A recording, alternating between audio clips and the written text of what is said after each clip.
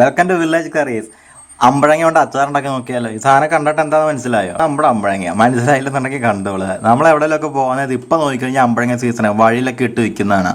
ഞാനത് വെച്ച് നിർത്തിയത് കണ്ണിമാങ്ങ എന്നോർത്ത് നിർത്തിയത്, പക്ഷേ അമ്പഴങ്ങയായിരുന്നു. പെട്ടെന്ന് മനസ്സിലായില്ല.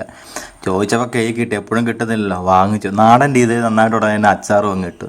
അപ്പോൾ അച്ചാറിടുന്ന രീതി എന്നാൽ പിന്നെ വീഡിയോ ഷൂട്ട് ചെയ്താൽ എല്ലാവരെയും കാണിച്ചേക്കാന്ന് ഓർത്ത് നാടൻ അമ്പഴങ്ങ അച്ചാറിട്ടുണ്ടല്ലോ. അമ്പഴങ്ങ അച്ചാറും മതി, ഇച്ചിരി ചോറും തൈരും കൂട്ടി അകത്താക്കാനായിട്ട്. വേറെ ഒന്നും വേണ്ട. കിടിലൻ അച്ചാറാണ്. കണ്ടു നോക്കിയിട്ട് നിങ്ങൾ അഭിപ്രായം പറയുക.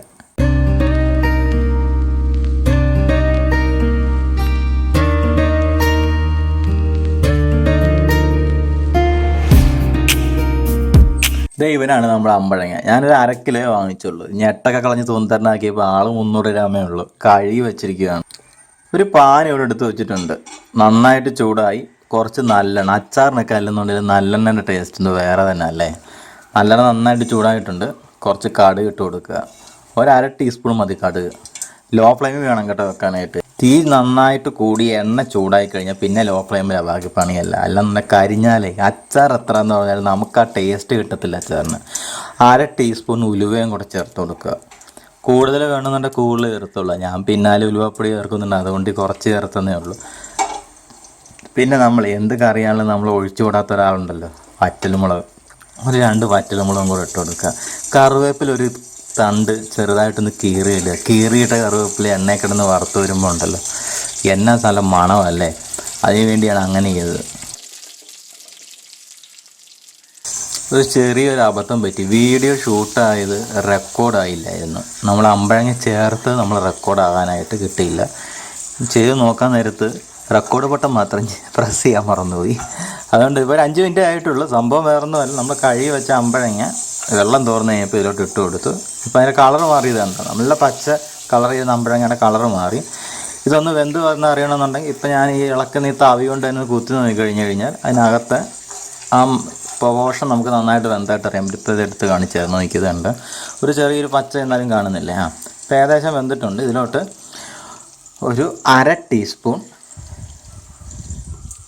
ഉലുവാപ്പൊടി, 1/2 ടീസ്പൂണേ ചേർക്കാവുള്ളൂ. പിന്നെ ഒരു 1/2 ടീസ്പൂൺ കായപ്പൊടിയും കൂടെ. ഇത് രണ്ടുമാണ് നമ്മുടെ അച്ചാറിൻ്റെ പ്രധാനപ്പെട്ട 2 ചേരുവകൾ. പിന്നെ അടുത്തത് മുളക് പൊടി.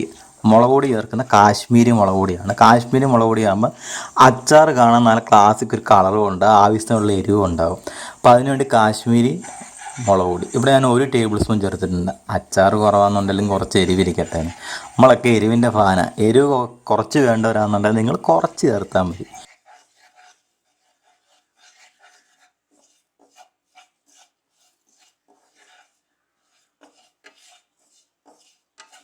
അപ്പോൾ നന്നായിട്ട് പെരണ്ട് വന്നിട്ടുണ്ട്. ഞാൻ ഇതിലോട്ടേക്ക് കുറച്ച് ചൂടുവെള്ളം ഒഴിച്ചു കൊടുത്തു. ഒരു 1/2 കപ്പ് ചൂടുവെള്ളം മതി. പച്ചവെള്ളം ഒഴിക്കരുത്, ചൂടുവെള്ളം ഒഴിച്ചു കൊടുക്കുക. 1/2 കപ്പ്.